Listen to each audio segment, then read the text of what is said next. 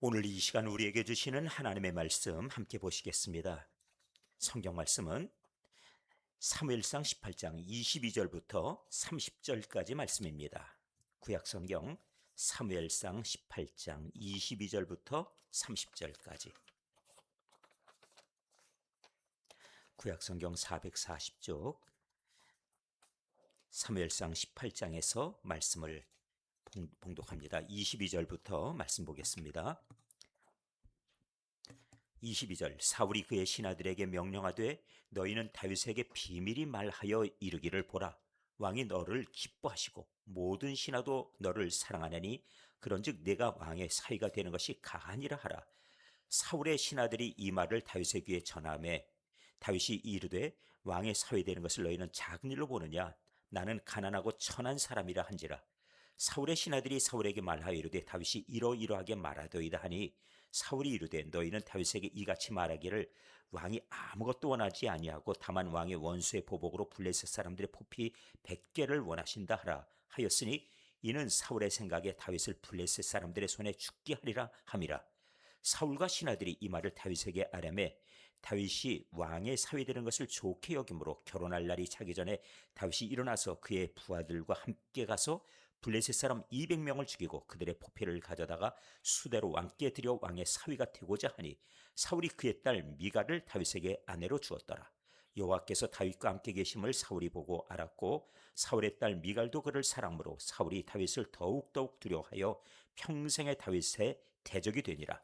블레셋 사람들의 방백들이 싸우려 나오면 그들이 나올 때마다 다윗이 사울의 모든 신하보다 더 지혜롭게 행하매 이에 그의 이름이 심히 귀하게 되니라. 아멘.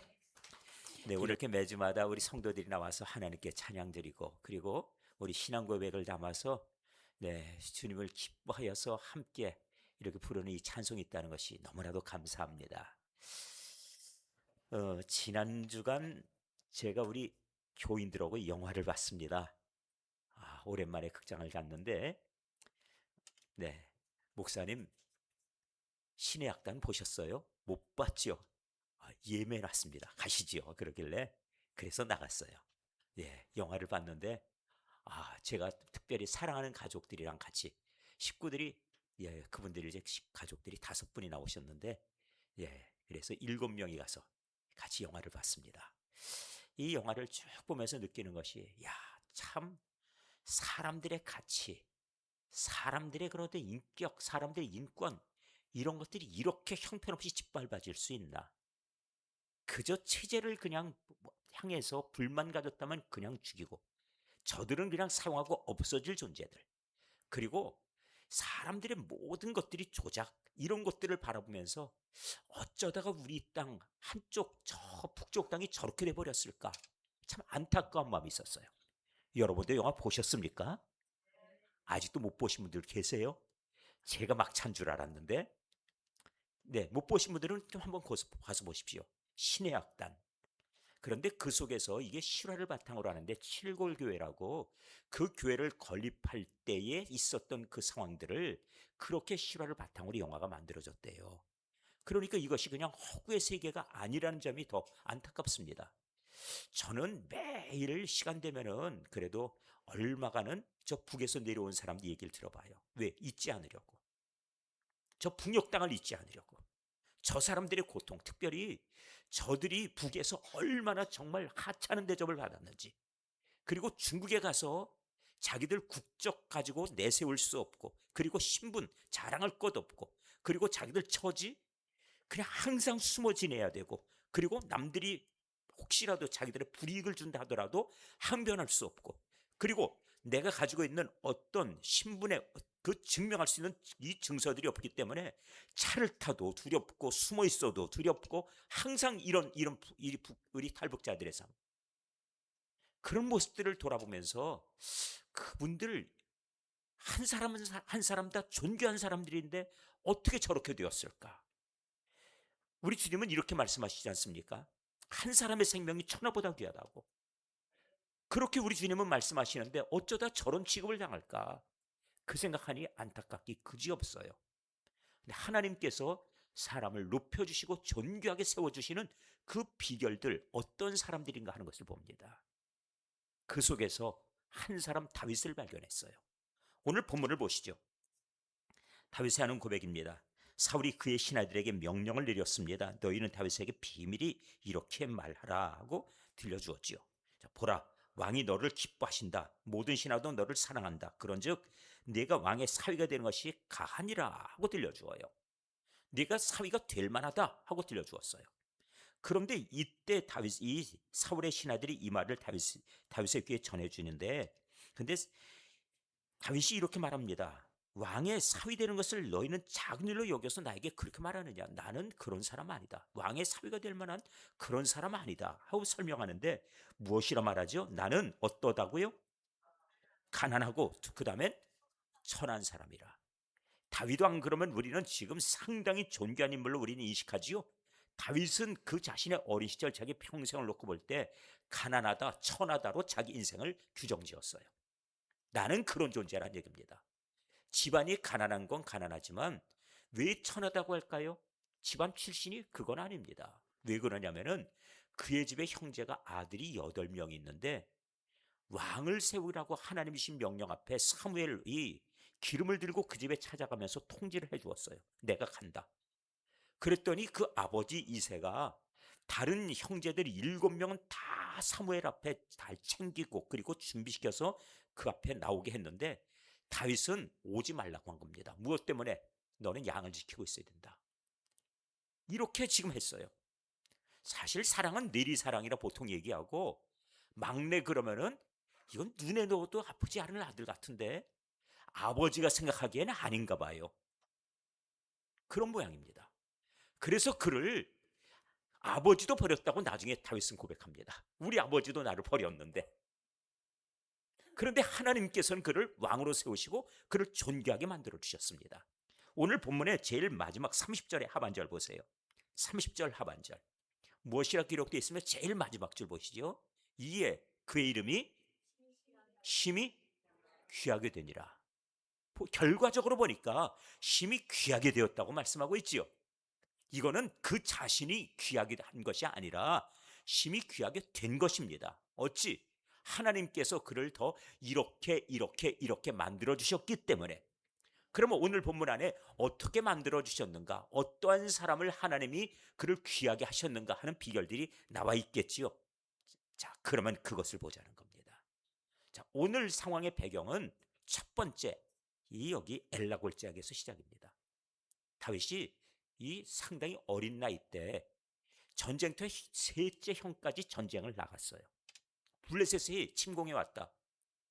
그 소식에 아들이 많으니까 그 집에 나이 든, 그래서 적어도 성년이 된 아들들은 나가서 싸우러 나갑니다. 그런데 지금 다윗은 아직 8째니까 성년이 되지 않은 처지에 여기에 지금 나가기에는 어리지요. 그러니까 다른 형들은 양들 치게 하고 또 위험하니 또 전쟁터 또 막내 아들을 보내요. 이 아버지 도대체 뭔지 모르겠어요. 웬만하면 어린 아들 막내는 좀 집에 데려다 두고 그 위에든지 좀 나이 좀 있는, 그래도 심부름 제대로 할 만한 아들 보내면 좋을 텐데 막내들어 너 전쟁터에 가서 형들 안부 좀 묻고 와라 하고서 먹을 걸 싸주는 겁니다. 이 전쟁터에 갔다가 자칫 휘말려서 죽으면 어쩌라고. 이렇게 돼버렸죠. 그래서 이 엘라 골짜기 와보니 기가 막힌 겁니다. 저쪽에 블레셋 군대는 평지에 진을 쳤고, 그리고 이스라엘 군대는 여기 언덕 쪽에 진을 쳤어요. 그런데 그 이유가 있습니다. 그 엘라 골짜기를 가봤더니 아주 평지가 넓어요. 그리고 언덕은 그 위로 쭉 올라가면서 이렇게 비스듬한 언덕으로 쭉 되어 있는데 거기 이스라엘군이 올라가 있는데요. 거기 보니까 이스라엘 군대가 바위 뒤에 가서 얼굴을 감추고 있는 겁니다. 왜 그러냐? 군대는 사실 서로 딱 마주서야 되지 않습니까? 그 이유는 아래에서 골리앗이 소리 지르면서 누구든 나와, 너 얼굴 보이면 너 나와 이러보니까 얼굴 안 보이려고 어떻게 하고 있어요? 숨는 겁니다. 너 나와 그러는데. 근데 이 다윗이 보통 이 위압감을 주는 외모가 아니에요. 이 성경의 표현을 하면 키가 2m 40 넘어가는 것 같습니다. 거기다 장대하고 그가 가진 이 창은 배틀채 같다고 그러니까 이건 도대체 그 앞에서 누가 감히 그 앞에 서서 이거 감당이 안 될 인물이니까 전부 숨어 있는 중이에요. 나오라고 하는데 여호와 하나님을 모욕하고. 이때 다윗이 이때 거기 전쟁터 왔다 그 소식을 들어요. 아니, 어찌 가만히들 계십니까? 저렇게 저 할례 받지 못한 자 이방인이 하나님 여호와 이름을 모독하고 있고 하나님의 백성들을 무시하는데 어찌 다 가만히 있습니까? 그러니까 그 형들이 이렇게 말합니다. 넌 가만히 있어. 전쟁터에 네가 지금 낄 자리 아니고 너는 그저 아버지 신부로 왔다고 하고 우리들 안부 보러 왔으면 그냥 빨리 돌아가 하고서는 형들이 야단을 쳐요. 그런데 이렇게 야단치는 그 형들은 거기가 끝입니다. 성경 안에 그들의 존재는 사라져 버려요. 그 대신에 다윗의 존재는 그때로부터 부각됩니다. 무엇 때문이죠? 우리들이 하나님의 이름이 모독당하는데 가만히 있는 사람들을 일컬어 신앙인이라 부르냐는 거예요. 하나님께서 이것에 대해서 보이지 않는 하나님의 진노하심이 있는 겁니다. 그때 숨어있던 자들, 그들은 역사의 주역이 될 수 없습니다. 다시 말씀을 드릴게요. 존귀한 자는 누구이냐? 하나님의 심정을 가지면 돼요. 그 심정을 알면 됩니다. 이 상황에서 하나님이 모독당하시는데 그것에 거룩한 분노를 가졌던 사람이 누구였습니까? 다윗이었죠. 그래서 다윗이 내가 싸우겠다고 나섭니다. 그 소식을 사울이 듣고 자기 이 갑옷도 주고 그리고 또 무기도 주는데 다윗이 이걸 다 해보더니 거추장스럽고 귀찮다 이거예요. 무거워서 안 되겠다고. 그리고는 그냥 나가서 싸우는데 오히려 골리앗을 쳐 죽였습니다. 그런데 저 골리앗을 누구든지 싸워서 이기는 자는 내 사위로 삼으마 하고 약속이 있었어요. 그 약속을 따라서 결국은 골리앗을 죽였고 그리고 그 약속의 주인공이 된 겁니다. 문제는 사울이 사위를 삼으려 하지 않아요. 이런 경우가 있습니까? 그렇게 백성들에게 공언하고 약속해 놨으면 왕이 약속을 지켜야지. 사위를 삼지 않습니다. 그리고는 무슨 생각을 하던가 다윗을 죽일 생각을 하죠. 오늘 본문에도 이제 그 내용이 나오지만 너 사위가 되는 게 가하다 하고 얘기를 살짝 들려줘라. 그랬더니 다윗이 뭐라고 얘기합니까? 난 천한 사람입니다. 나는 가난하고 그리고 왕의 사위가 될 만하지 못합니다. 그랬더니 이 얘기를 가서 왕에게 보고하니까 왕은 다시 들려주죠. 뭐라고 얘기합니까? 그저 왕이 바라는 거 별것 없어. 전리품으로 이 군인 저 블레셋의 군인 100명 죽이고 그 몸을 갖다가 신체 일부를 잘라가지고 와. 전리품으로 가지고 와. 이런 역사는 우리도 있었죠.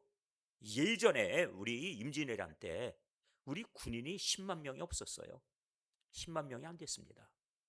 여러분 잘 알고 계시는가요? 여러분에 설명드린 적이 있는데 임진왜란 때 여기 이렇게 일본에서 배 타고 건너온 이 왜군들이 몇 명이냐? 15,600명이에요. 15,600명. 자, 이 정도의 그런데 우리나라를 지키는 군인은 몇 명 있었나? 전국에 8,000명입니다. 그런데 이 군대가 흩어져 있어요. 이기겠습니까? 못 당하지요. 율곡 이 선생 뭐라고 얘기했습니까? 군대 몇 명을 길러서 이 전국을 지키게 해야 된다고요? 10만 명만 두면 된다 그랬어요. 10만이 안 되는 겁니다. 그러니까 파죽지세로 올라오죠. 도무지 그 군대 가지고 그 몇천 명으로 어떻게 이 15,000명, 15,000명이 넘는 이 왜군을 이겨내요. 그들은 싸우다 온 사람들이고 그리고 도요토미 히데요시가 전국을 다 정복했는데 그러니 이 싸움에 이 익숙한 이 왜군들을 당연히 길이 없는 겁니다. 무기도 감당이 안 되고 그 상황이 이랬어요. 자, 그런데 이때 도요토미 히데요시가 어떻게 했죠? 저이 명령 내린 것이 너희들이 전쟁터에서 싸워서 이기거든 군인들 귀 베와라 그랬어요. 전리품으로 귀를 베와라. 그래서 귀를 베었습니다. 그런데 귀를 한참 가지고 오니 뭐냐면 사람의 귀가 두 개인데 한 사람 귀를 두 개를 가지고 왔는지 한 개를 베왔는지 알 수가 있어야죠. 그래서 또 뭐라고 이 명령을 바꾸냐면 안 되겠다. 사람 귀가 두 개라서 너희들이 한 사람 귀 두 개를 가져와서 이걸 두 명이요 할 수 있으니까 코를 베와라 그랬어요. 그래서 코를 베기 시작했습니다. 그리고 이걸 소금에 절여가지고 10만 개를 가져간 거예요. 그게 도요토미 히데요시의 그 무덤, 그 살던 고향, 저 교토에 가면은 그 코와 귀 10만 개를 묻어놓은 비총이라는 게 있습니다. 여러분들이 사진 한번 보여드린 적 있죠? 그러하기 때문에 오늘은 제가 그 사진을 가지고 있지만 따로 보여드리진 않아요. 왜? 아픈 과거 얘기 뭐 자꾸 보여드리겠습니까? 하지만 전리품으로 증거품을 이렇게 100명분의 이 남자의 몸의 일부를 배워라. 이렇게 돼버린 거예요. 자, 그런데 자, 오늘 본문 이제 보도록 하시죠. 24절 사울의 신하들이 사울에게 말하여 이르되 다윗이 이러이러게 말하더이다 하니 사울이 이르되 너희는 다윗에게 이같이 말하기를 왕이 아무것도 원하지 아니하고 다만 왕의 원수의 보복으로 블레셋 사람들의 포피 100개를 원하나이다 하라 하였으니 이는 사울의 생각에 무슨 생각합니까? 사울의 속생각, 다윗을 블레셋 사람들의 손에 죽게 하리라. 100명을 죽여서 그래서 그 몸을 배워하라 그래 놨으니 결국 많은 이 블레셋 군대 속에 들어가면 결국은 죽을 거야. 내 손으로 하지 않고 남의 손으로 해결하자. 이렇게 생각한 겁니다. 얼마나 우습게 보면. 생각해 보십시오. 골리앗을 물리쳐 이긴 이 소년 다윗이 장차 어떤 인물이 될지 그는 마음속에 한편으로는 두려운 생각도 있었겠죠. 또 자기가 약속한 것 사위를 삼겠다 공언했었는데 이 사위를 삼겠다는 약속이 성경에 사무엘상 17장 25절에 나와 있어요. 17장 25절에 보면은 그의 딸을 주어 그래서 그를 사위로 삼는다 하고 말씀하고 있거든요. 이런 약속을 했다 하고 다윗에게 들려주니 다윗이 그 말을 듣고 나가 골리앗을 쳐서 죽였다는 얘기입니다. 자, 상황이 이렇게 됐어요. 자, 그런데 보시죠. 사울이 이렇게 말하는데 다윗이 이에 대해서 어떻게 반응합니까? 자, 26절 사울의 신하들이 이 말을 다윗에게 야르매 다윗이 왕의 사위 되는 것을 좋게 여김으로 결혼할 날이 차기 전에 그럼 제가 그러면은 결혼식 혼수를 그렇게 명하시면 이걸 원하신다 하니까 제가 가진 것 없어도 이것으로 대신하라 하시는 것으로 알고 하고선 해석을 하지요. 그래서 나가서 뭘 하던가요? 그래서 차기 전에 27절 다윗이 일어나서 그의 부하들과 함께 가서 블레셋 사람 200명을 죽이고 그들의 포피를 가져다가 수대로 왕께 드려 왕의 사위가 되고자 하니 사울이 그의 딸 미가를 다윗에게 아내로 주었더라. 둘째 딸을 준 겁니다. 원래 첫째 딸을 줘야 되는데 메랍이라고 하는 딸이 있어요. 그런데 그 딸을 주지 않아요. 아드리엘이라고 하는 사람에게 대뜸 시집을 보내놓습니다. 그러니까 이게 뭔 일인가? 딸을 주겠다 해놨는데 시집갈 만한 딸이 있으니까 얼른 다른 사람 줘버리고 대신 하는 얘기가 100명을 지금 죽여서 전리품으로 그 몸을 베어갖고 와라 해버렸으니 자, 이 상황이 이래요. 이럴 때 여러분들은 어떻게 대하시겠습니까? 이게 도대체 뭐야? 아니 골리앗 죽이면은 만들어준다 그랬으니 결혼을 시켜주면 되는 거지 이게 뭐야? 이렇게 불만 가질 수 있지요? 그리하지 않아요. 이것이 바로 신앙인의 자세입니다. 우리가 성경에 바라보면은 어떤 일에 대해서 대하는 사람의 자세가 있습니다. 그 주인이 악하든 선하든 관계없이 각자의 성품과 일하는 자세, 다윗의 모습을 한번 보십시오. 그 모습은 지금 사실 충분히 불만을 말할 수 있어요. 왜 그러냐면 첫 번째 이유는 이미 한 약속이 사위로 삼기로 했다 하면은 이것으로 족한데 왜 또 요구하느냐 하고서는 불만을 말할 수 있어요.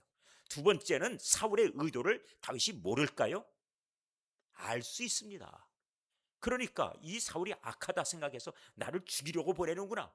나 안 가. 할 수도 있지요. 그런데 그런 걸 얘기하지 않습니다. 보면은 하나님께서 높이시는 사람 보면은 자기를 감정을 다스릴 줄 아는 사람을 하나님이 세우시는 거예요. 분명히 그렇습니다. 감정이 정말 자기를 통제 못하는 사람은 보면은 희한한 얘기를 자꾸 합니다. 뭐라고 얘기합니까? 불만거리가 많아요. 제가 중고등학교 때 경험한 일인데 길거리에 서가지고 시비 거는 애들 보면은 왜 쳐다봤냐고 시비를 걸어요. 거기서 한 걸음 나가면 왜 그렇게 그런 눈으로 쳐다봤냐고 그래요. 이게 다 정신적으로 병 있는 겁니다. 왜 그러냐면 시비 걸려고 작정하고 그리고 내 화풀이 대상 아니면은 내가 지금 누구든지 시비 걸 대상을 지금 찾고 있는 그런 자세예요. 이런 사람들은 무엇이든지 내 안에 있는 분노를 표출할 그런 이 근거들을 찾으려고 노력을 한다는 얘기입니다. 분명히 그럽니다. 주인이 먼 길을 가면서 한 사람에게는 5달란트 주고 또 한 사람에게는 2달란트 주고 또 한 사람에게는 1달란트 주고 그리고는 가버렸습니다. 왜 줬을까요? 갖고 있어라, 그 뜻일까요? 아닙니다. 그래서 5달란트 받은 자는 곧 가서 그것 가지고 장사해서 5을 더 남기고, 2달란트 받은 자는 그것으로 가서 곧 가서 그도 마찬가지로 5달란트 받은 자와 마찬가지로 가서 열심히 장사해서 2달란트 남기고, 그런데 1달란트 받은 자는 뭐라 얘기하죠? 마태복음 25장 24절과 25절 한번 보면 좋겠어요. 그가 무엇이라고 변명을 하는지. 마태복음 25장 24절 25절. 자, 제가 읽어드릴게요. 마태복음 25장 24절과 25절. 1달란트 받았던 자는 와서 이르되 주인이여, 당신은 굳은 사람이라 심지 않은 데서 거두고 해치지 않은 데서 모으는 줄을 내가 알았으므로. 자, 심지 않은 데서 거두고 해치지 않은 데서 모은다. 다시 말해서 심지 않고 거두려 하고 흩어놓지 않고 그것을 모으려 한다는 거예요. 아무것도 하지 않고 그냥 받으려 한다는 거죠. 결국은 나한테 돈을 주었다는 얘기를 하는 겁니까? 안 줬다 얘기하는 겁니까? 안 줬다는 얘기하는 거예요. 아무것도 안 줘놓고 뭘 기대하시오, 그 얘기하는 거예요. 왜 그렇습니까? 저 사람은 5을 줬고 저 사람은 2 줬는데 나는 얼마를 줬으니까? 하나 줬으니까 안 줬다 이겁니다. 근데 주인의 기대가 그런가요? 아닙니다. 하나를 줬으면 하나만큼 남기라 이겁니다. 1달란트가 얼마냐? 무게로 34kg이에요. 34kg. 기억하십시오. 금 30kg면은 적은 거 아닙니다. 1달란트 그럼 동전 한 입으로 생각하셨습니까? 아니에요. 그거 아닙니다. 달란트, 이거는 엄청난 돈이에요. 1달란트. 근데 그가 그것을 가지고 어떻게 했다고요? 땅에다가 묻어뒀다는 얘기를 하는 겁니다. 하나님이 각자마다 다 달란트를 주시는데 어떤 사람 많은 거 주시고 어떤 사람 적은 거 주세요. 저는 딱 1달란트 받은 자입니다. 아시지요? 전 세상에 할 줄 아는 게 아무것도 없어요. 아마 우리 집사님들 다 할 거예요. 방송 그러면 저 아무것도 몰라요. 그냥 우리 집사님들이 얘기하면 그런가 보다 그러고, 뭐 그리고 심지어는 망치질도 하면은 못이 팅팅 튕겨나가서 집에서 그동안에 망치질은 우리 집에 계신 분이 다 알아서 망치질 해주셨거든요. 망치질도 잘 못해요. 오로지 할 줄 아는 건 하나밖에 없답니다. 무엇이요? 목회. 이거 하나밖에 없대요. 근데 저는 그것을 귀하게 여겼어요. 세상에 보면은 할 줄 아는 게 아무것도 없으므로 이로해서 제가 불만을 갖지 않았어요. 하나님께서 목회하게 하셨으니까 목회를 잘하기 위해서 어찌할 것인가? 왜 이 사역이 귀하다는 거예요? 1달란트의 사역이니까. 어떤 사람은 많은 재능을 가지고 있어요. 그런데 많은 재능을 주신 이유는 많은 재능은 많은 일을 하라 하는 뜻일 거고, 그렇지만 제 마음에 착한 마음은 있어서 저도 마찬가지로 시키는 일은 잘합니다. 설거지 하라면 설거지 하고 싶고. 그런데 잘 안 시켜요. 왜? 당신은 목회하는 사람이니까 열심히 목회하시오. 이렇게 해서 저는 목회 열심히 하려고 하고 목회를 해서 헌신할 준비에 거기에 아주 전적으로 올인했거든요. 그러니까 그 속에서 하나님께서 제 평생에 하나님은 기적을 이뤄주셨고 그리고 하나님의 살아계심을 보여주셨어요.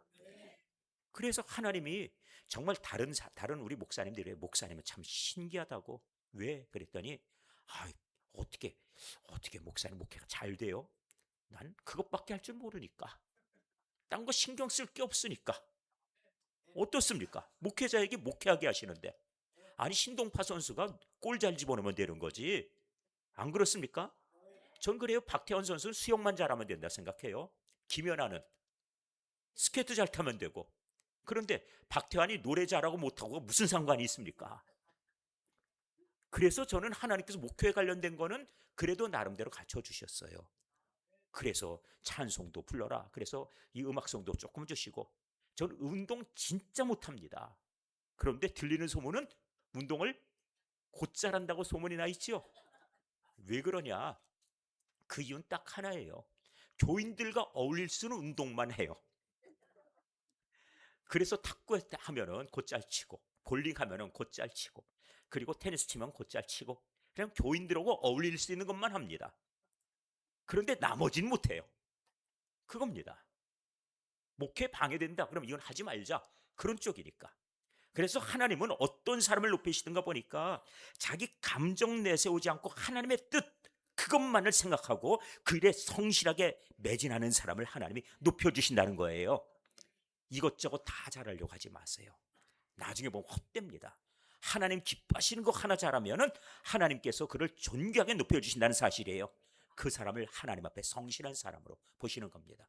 다윗 그는 자기가 지금 불만 얘기할 거 있지만 그거 다 전부 접어놨어요.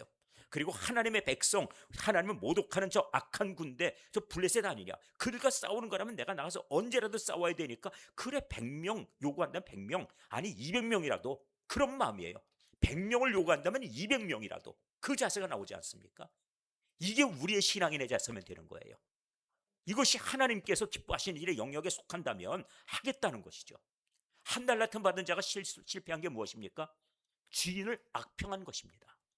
한 달라튼 맡겼음에도 아무것도 맡기지 않은 것처럼 심어놓지 않았다 얘기하고 뿌려놓지 않았다.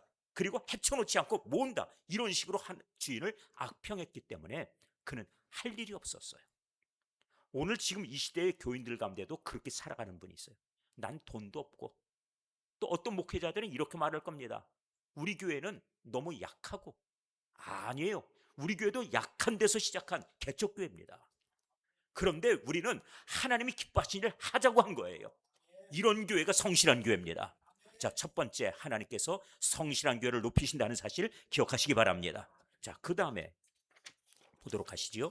28절 여호와께서 다윗과 함께 계심을 사울이 보았어요. 누가 존귀한 사람이에요? 하나님이 함께 계시는 사람.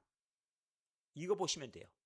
100명을 요구하고 죽을 거다 하고 갔는데 어떻게 했다고요? 200명을 죽여서 돌아왔다는 거예요. 그러니까 이건 도대체 뭔 일이야? 그를 깜빡 잊었습니다. 저 골리앗을 죽일 때 다윗의 실력으로 죽인 게 아니란 사실을 알았어요. 사람의 능력 아니었습니다. 다윗이 물매를 가지고 던져서 골리앗을 쓰러뜨렸는데 돌 맞으면은 이마에 박히는가요? 여러분 혹시 지나가다 혹시 돌 맞아 본 적 있으세요? 조그만 돌이나 없으세요? 다행입니다. 둘 중에 하나예요. 하나는 돌 맞고 혹나든지 아니면 돌이 너무 세다. 이게 몸이 감당 못한다 그러면은 뼈가 상해서 피가 나든지 둘 중에 하나겠죠. 총알입니까? 어떻게 박혀요? 그 돌은 무슨 돌이길래? 뭐 이렇게 우리 그 총에 보면은 4조선, 6조선 이래 가지고 총알이 팽 돌거든요. 그래서 팍 박히게 돼 있어요. 그러면은 다윗을 물매할 때 돌이 뺑 돌아가지고 골리앗의 이마에 탁 박혔을까요? 이 성경을 읽으면서 우리는 이마에 박혔다고 써 있으니까 박히는구나 생각한다면 그거는 우리가 그냥 아무 생각 없이 성경을 본 겁니다. 이 성경을 보시는 가운데 골리앗의 이마에 돌이 맞았다 하는 것을 읽으시면서 아니 어떻게 이마에 돌이 박혔을까? 돌 맞고 그냥 머리가 깨졌다 하면 이해가 되고 아니면은 돌 맞고 혹나서 화가 났다. 그래가지고 골리앗이 더 화가 나서 소리 질렀다. 이렇게 가야지 이게 정상이지. 어떻게 이마에 돌이 박히는가? 이거는 다윗의 능력인가요? 하나님의 능력. 하나님이 함께 하심이에요. 우리가 너무 성경의 얘기를 그냥 기정사실로 받아들이는데 실제로 성경에 쓰여진 내용들은 그런 기정사실 아닙니다. 아시지만은 모세가 죽었을 때 그때 하나님께서 여호수아를 부르시면서 말씀하셨어요. 여호수아 부르시면서 하신 말씀이 내가 이제 너와 함께 있겠다. 이렇게 말씀하셨습니다. 내가 너와 함께 있겠다. 그래서 네가 어디로 가든지 네 발바닥으로 밟는 곳마다 내가 너에게 그 땅을 주마 하고 말씀하셨죠. 여호수아 1장 5절과 6절에 그렇게 기록되어 있어요. 그런데 이렇게 약속하신 5절 말씀 뒤에 하나님이 6절부터 9절까지 세 번을 말씀하시는 내용이 있습니다. 너는 강하라, 담대하라. 자, 그러면은 왜 하나님이 강하라, 담대하라고 자꾸 반복해 말씀하실까요? 정답은 강하기 때문. 맞습니까? 그렇습니까? 아니, 반대입니다. 약하기 때문이에요. 지금 무서워하고 있어요. 나 떨고 있니? 이런 거 있지 않습니까? 그 상황이에요. 왜 두려워하고 떨고 있습니까? 모세 40년을 따라다니며 지금 시종으로 그가 지금 모세를 섬겼는데, 모세도 감당할 수 없는 백성들이 바로 이 민족, 이 백성들이에요. 걸핏하면 모세 죽이겠다 돌 집어드니 이 감당이 안 돼요. 아니 그들은 그동안에 하나님이 내리신 만나를 먹었고, 저 지금 하나님께서 구름기둥 불기둥으로 함께 하심을 보여주셔서 그 정도면 하나님 따를 것 같은데, 얼마나 많이 하나님을 거역하든지 입에 불평이 달려있든지 하나님에 대해서 대적하는 것이, 심지어는 돌아가자 그러고서는 그냥 고라와 이 아비람 온 이런 사람들이 하나 서서 250명의 족장 들고 연판장 들려가지고 우리 간다 해버리지 않든가.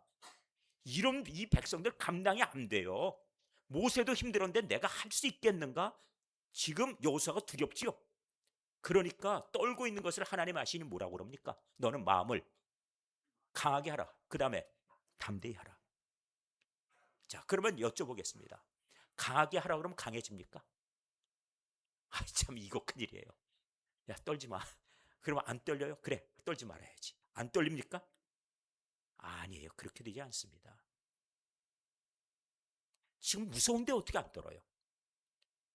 그런데 하나님이 강하게 하라 담대하라 하실 때 약속이 있어요. 내가 너와 함께 있어 주마예요. 모세와 함께 했던 것처럼 이 하나님이 함께하는 사람에게는 하나님이 이 여호수아를 이제 나중에 담대한 지도자로 세우신 것처럼, 용기 있는 지도자, 능력 있는 지도자 세우신 것처럼 하나님이 함께하시기 때문에 그 이름이 존귀하게 되는 겁니다. 우리 교회가 하나님이 함께하실 때 비로소 존귀한 교회가 되는 거예요. 하나님이 높여주시는 겁니다. 그런데 하나님 말씀을 떠나고 하나님 말씀 따르지 않는다. 주님께서 너희는 너희 뜻대로 한 너희가 한번 알아서 해봐라 이렇게 내버려 두시면 그 교회가 어느 날 변질돼 버리는 순간에 어느 날 세상의 조롱거리 되고 비참해지는 겁니다. 그래서 우리가 하나님께서 함께 하신다라고 하는 이 믿음, 그리고 그 자세 투철해야 된다는 말씀이에요. 우리들 각자 별것 아닙니다. 우리 삶이 뭐 그리 대단한 게 있겠습니까? 하나님이 함께 하실 때 비로소 존귀함이 따른다는 말씀이죠.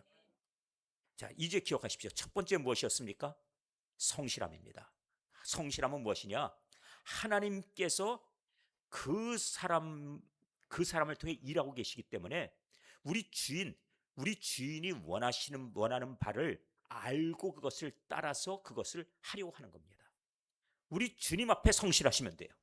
다윗은 그런 사람이었습니다. 그래, 하나님께서 블레셋을 어차피 꺾으라 하신 대상들이고, 그리고 저 백성들 지금 내가 가지고 있는 모든 능력 하나님이 함께 하시면 이김을 주시니까 난 나가 싸워 이기겠다는 거예요.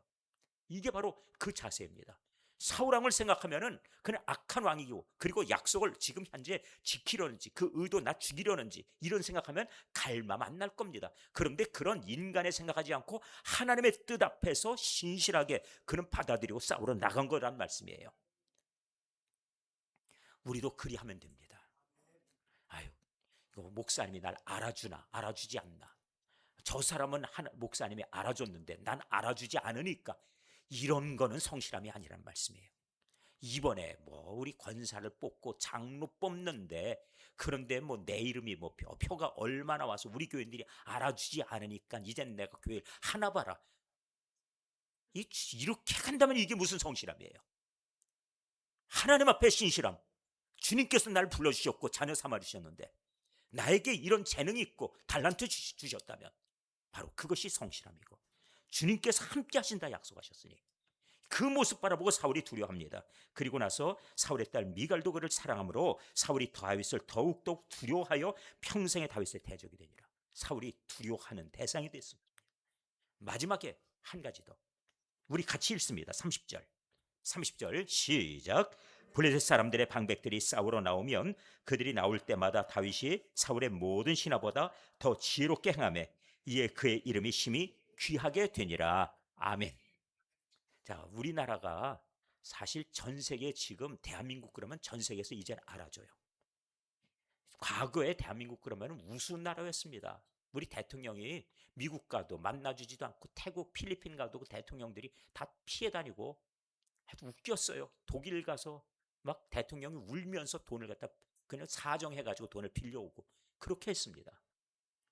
가서 광부들 앞에서 울고, 그리고 그들이 그 모습을 바라보면서 그 광부들 함께 우는 그 모습 바라보면서 돈을 당신이 더 주겠다, 1억 5천만 마르크를 준다. 그 소리에 대통령과 그냥 그 함께했던 수행원들이 다 눈물을 흘리면서, 그리고 그곳에서 장차 미래를 위해서 당신들이 보고 갈 곳 있다. 그러면 그 말 듣고 어딥니까? 아우토반 가보고 저 자동차 회사 가봐라.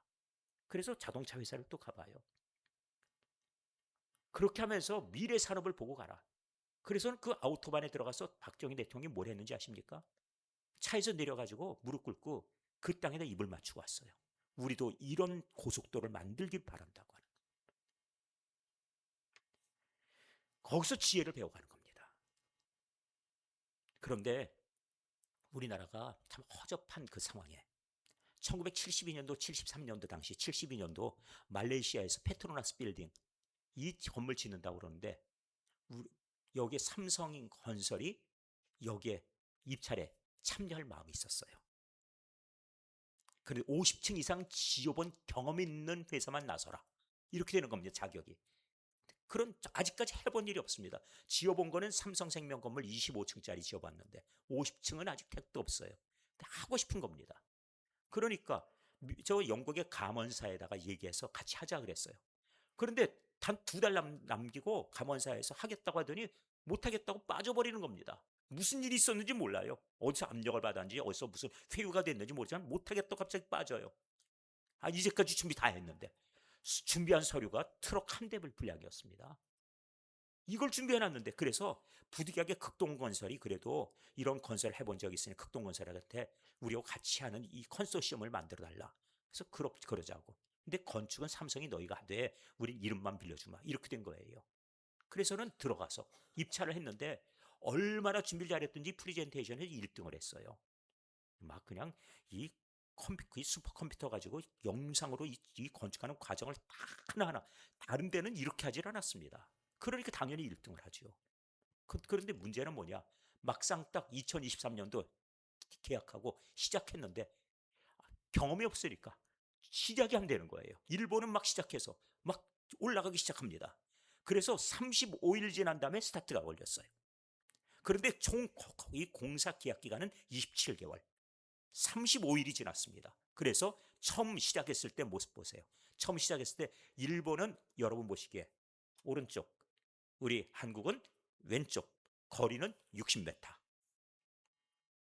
저렇게 올라갑니다. 일본이 먼저 올라갔죠. 그런데 쭉쭉쭉 올라가는 거예요. 이 한 층을 일주일로 잡아야 되는데 우리는 저걸 따라잡자면 도리가 없어요. 할 수 없이 따라잡는 방법은, 이거는 일주일에 한 층을 4.5일로 줄이는 수밖에 없어요. 그러니까 이걸 줄이는 방법이 있어야죠. 이게 방법이라는 게 없습니다. 그 일본은 하던 대로 그냥 시멘트를 갖다 중간에 쭉 올려가지고 거기서부터는 밀어 올리는 방식으로. 근데 우리는 어떻게 생각해요? 그렇게 했다가는 한층 일주일 이거 더 이상 줄이는 수가 없다. 그러니까 1층에서부터 쏘아 올리는 방법으로 이걸 연구하는 거예요. 그렇다고 해가지고 저걸 따라 저기까지 따라해서 그렇게 했는데 그걸 성공하기까지 얼마나 어려움이 있었던지. 중간에 이 파이프가 막혀가지고 열흘을 갖다 꼼짝 못하고 막혔던 때도 있으니 막 속이 타지요. 그래가지고 그때 이 세멘트의 강도를 다시 조절해서 올라갈 수 있도록 이걸 다시 실험하고 그리고 쏘아 올려서 성공하고 다 같이 춤추고 막 환호하고 이런 것들, 이 작업이 있었어요. 그래서 올라가는데 일본이 약간 앞서는 거 보이세요? 여러분 보시기에 오른쪽에 조금 더 올라가죠? 끝까지 저렇게 올라갔어요. 어디까지? 저게 지금 높이가 452m짜리예요.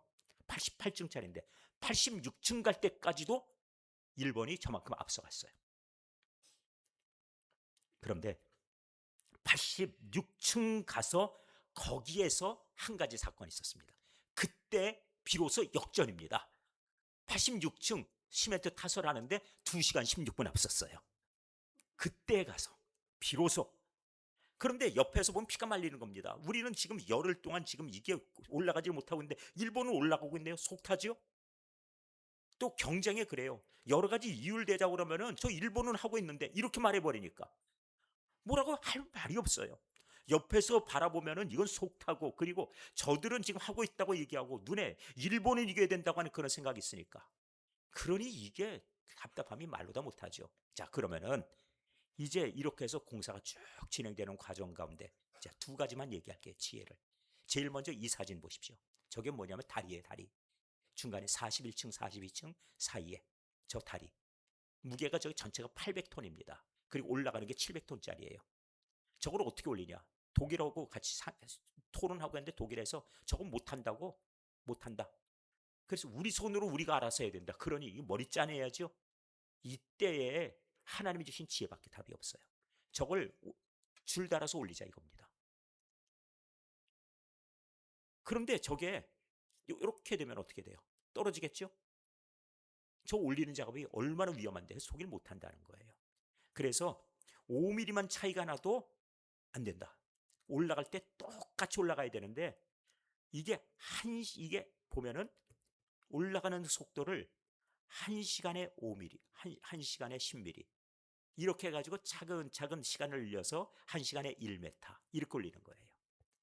그래서 어디까지 올리는 전 몇백 미터를 지금 올려야 됩니다. 적어도 200m 이상을 쭉 올려야 되는 거니까. 저 전체 480m, 450m 되니까. 그 저거를 올리는데 3일 동안 올렸어요. 3일 동안 밤낮으로 72시간 동안 차근차근. 저게 무게가 700톤이었어요. 올리는 요거 70만 킬로그램. 보통 무게가 아니죠. 그걸 저렇게 들어 올려가지고 저게다가 딱 갖다 고정시키는 작업. 그 다음번에 다리 지지대 나중에 딱 갖다가 맞춰 나사 끼우는 작업. 이것까지. 이거 맞추는 작업. 마지막에 제일 난제가 뭐냐면 꼭대기에 있는 저 타워예요. 뾰족한 저기 65m짜리인데 일본은 저기에서 저 하나 가지고 크레인으로 저걸 모든 것을 갖다가 들어 올리고 했는데 우린 두 개를 쓰는 겁니다. 문제는 뭐냐? 두 개가 서로 함께 돌다 보면 부딪혀요. 그러니까 일본은 안 된다. 좀 부딪히기 때문에 두 개는 안 된다. 그래서 하나. 우리는 어떻게 해요? 두 개를 세워달라. 그 대신에 하나의 높이를 2m를 차이를 달라. 돌아가면서 서로 부딪히지 않게. 그 생각을 누가 해가지고 2m 높이를 달리해서 우린 두 개를 설치한 거예요. 이 덕분에 마지막에 가서 우리가 속도가 더 빨라진 겁니다. 마무리할 때는. 그리고 나니까 저거 건립하고 나서 한국이 일본을 앞섰다라고 하는 판정을 딱 받고 나니까 그 다음번에 두바이에 부르즈 칼리파라고 하는 건물 지을 때 대한민국 이렇게 돼버린 거예요. 그리고 전 세계 위대한 공사, 대단위의 공사들은 대한민국이 한다. 이렇게 이것이 이름이 나게 된 바로 시작이 저겁니다. 지혜. 우리들 하나님이 주시는 지혜를 사모하시기 바랍니다. 그 덕분에 대한민국이 이제는 세계 1등 국가 이런 얘기를 할 수 있는 그 초석을 놨다는 사실을 기억하시면 좋겠습니다. 우리 초대교회도 하나님께서 지혜를 충만하게 주셔서 하나님의 뜻을 알고 그 뜻을 순종하고 주님께 구하고 주님 주시는 지혜를 따라 행하는 교회로서 주께서 귀히 여기게 하시더라 하는 그 말씀이 이루어지는 교회가 되기를 바랍니다. 기도하겠습니다. 아버지 하나님, 말씀 들었습니다. 주시는 말씀 가운데 저희를 새롭게 해주시고 그 은혜 가운데 거하게 하여 주시옵소서. 오늘도 하나님의 사람들 통하여서 다윗의 존귀함이 이렇게 주께서 주시는 말씀 가운데 하나하나 드러나고 있사오니 성실한 사람, 주께서 함께 하시는 사람, 지혜로운 사람을 통해서 주께서 그를 높이심을 보고 우리 교회 또 우리 성도들 그 사모함이 따르게 하여 주시옵소서. 예수님의 이름으로 기도하옵나이다. 아멘.